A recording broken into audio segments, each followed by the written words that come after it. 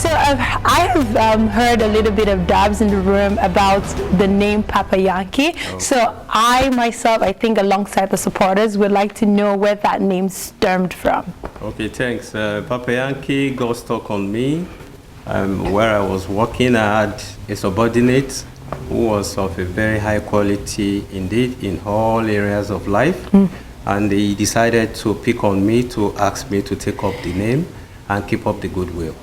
So whatever you know about Papa Yankee, today whatever it means to you is what it is as original. Oh, well, perfect. Well, it's good to know. So, well, you guys have it. That's where the name Papa Yankee stems from. Just to get, like, in fresh waters, I said that properly. Would you tell us what motivated you to be part of the campaign? Like, why do you want to run for office? Yeah, thanks. I take the presidential race to be a normal way of life. You decide what you want to give back to life. And I decided that a long time ago, as much as possible, whatever comes my way, I'm ready to share it. What motivates me is everyday life. I came to Canada with support of some people, and I decided to pay it forward. And ever since I stepped my foot onto the shores of Canada, I've been trying to do that. Supporting people who are just landing in any possible way that it takes for anybody to get settled. Either you want somebody to talk to, either you want them to pick you from the airport, either for the accommodation, either for the job search, either for motivating you when the chips are down, because in the first few days of landing in Canada, it could be very overwhelming. So I've been there for so many people that have landed, and it really makes me feel so good when I see people settle down so fast, and then we bond for life. And that's what I've been doing.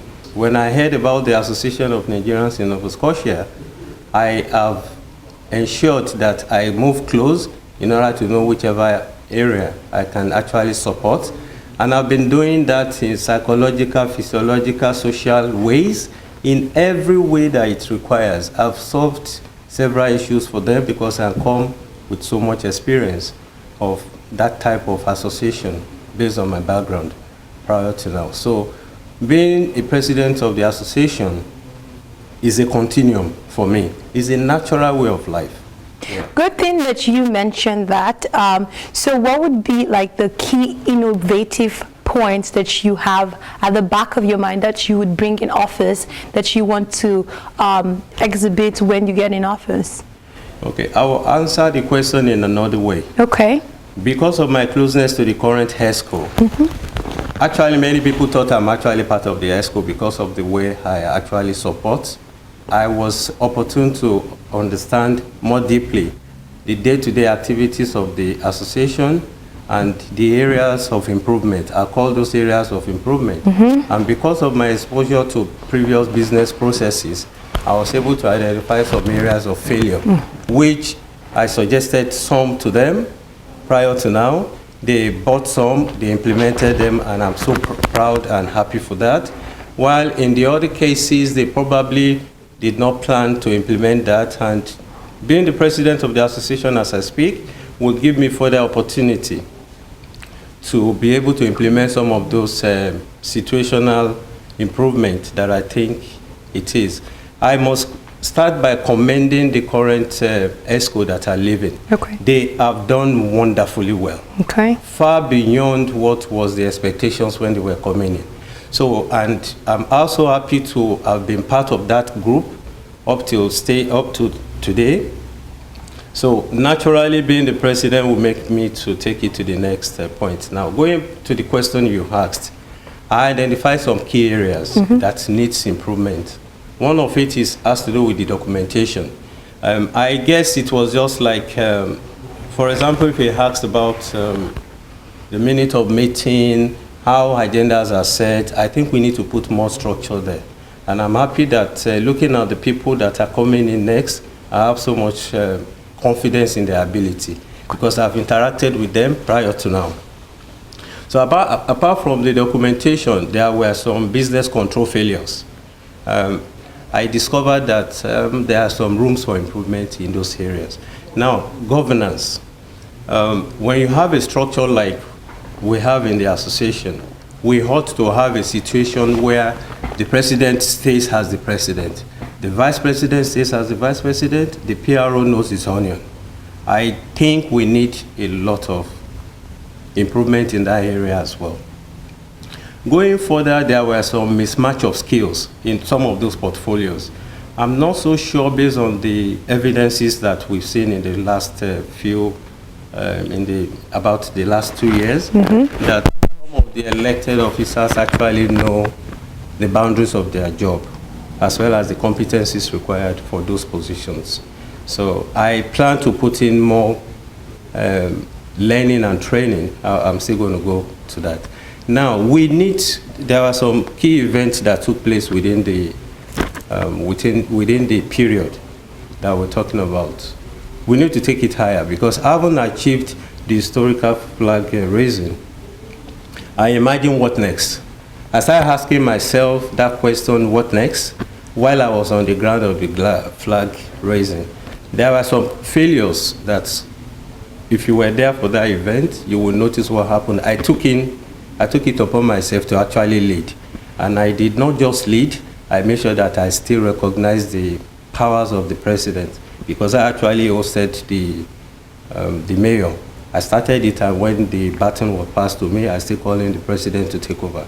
So things like that, you can't buy it in the market. You have to have the experience to have predicted what could go wrong and try and fix as quickly and as smoothly as you can.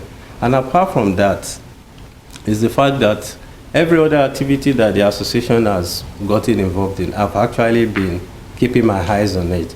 I use it to learn, and I also use it to support the team. So the type of structures I want to put in place, I'm going to start with document review. I'm not so sure that we have all the documents in one place that we can boast of, that if we have auditors today, we can actually demonstrate positively that this is the document, this is the minute of meeting we held on the 1st of January 19, these are the signatories, and it's complete. We need to review that process. There are some documents that are critical to us, like our bylaw. I mean, there were some discrepancies, there were some assumptions for a whole 2 years. We need to do better in that area. So one of the few things I'm going to put in place is to make sure that I put a total overhaul. By the way, I was able to review I led the team that actually reviewed the data policy for the association when it became an issue. I stepped in, and I was able to do it in a jiffy, and it's the working document now. So if I have the same opportunity that I had in the past, even more, I'm so sure that the documentation bit, I can quickly fix it. I come from the experience of having worked in about 2 decades with a multinational company. I was also on the board of directors of a company that have this type of an association. At our disposal then was 10 billion naira, which is probably like about 250 million or something like that. So I'm exposed to that kind of level, funds, whereby I can tell you that I know what failed quickly, and I can quickly fix immediately. We'll plan a mid-term and then a long-term for that. Business control. It shouldn't be possible that 15,000, 20,000 is going to leave our account, and we won't have an agreed format. I mean, there should be manual of authority, because if you don't have manual of authority, people can actually take undue advantage of the gaps. So we need to put that manual of authority, we need to put the business control in place, work by the business processes from the best practices, because there's nothing we're really doing that we have to reinvent the wheel. We should just go to those that know how to do it better and tap from their expertise, Now, in addition to that, having gotten the flag raising recognition and we need to go deep into the governance, into the government body in every aspect, because an average Nigerian in Nova Scotia, I promise you, is good, is great, is quite knowledgeable. They are experts in their fields. So the belief we all have is that we can make it. So I'm going to tap into that resource, connect all those opportunities we have in place in order to make sure that anytime we speak loud and very well. So we are going to go closer to the government at every level, the MLAs. I'll tell you one thing. Normally when you come into Canada, for example, you have this fear of getting the experience, and you hardly get the job that merits your previous experience.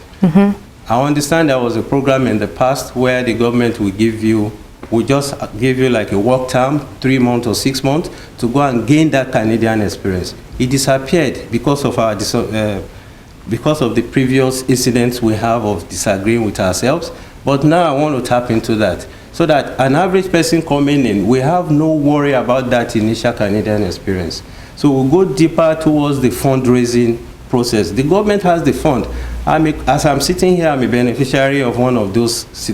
I've told a lot of people, but we have a pocket of people all with all those potentials.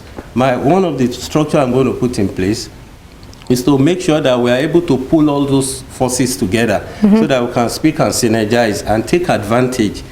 Technology, for example, goes a long way as we speak. I was going through the web and I couldn't find some of the pictures that I know ought to have been there, and I couldn't find some of the resources. I still have to ask friends up and down.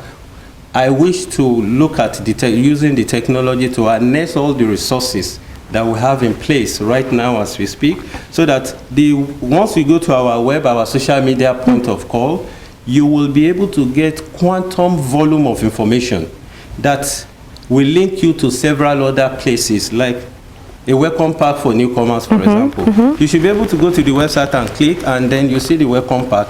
What you have to do, who are the contacts, every facet of those facilities ought to be there.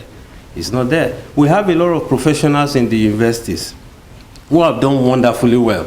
Their work are not being exposed through that very point. So my drive will be to use the technology to make sure that when you think of Association of Nigerians in Nova Scotia, you go to the web, you will get those quantum lead of those information at your beck and call. Who to call, when to call, how to call. You understand? Then, for example, going to the airport to pick people that are just coming in, all those we set in along the way. I also need to remind you that we have a lot of African bodies. Okay. We have many of them have been here all along, and the government recognizes them more. We need to synergize with them. We need to synergize. Those opportunities are there. We need to connect them to the center. This is the best time. Those are part of the little stuff I need to give to you.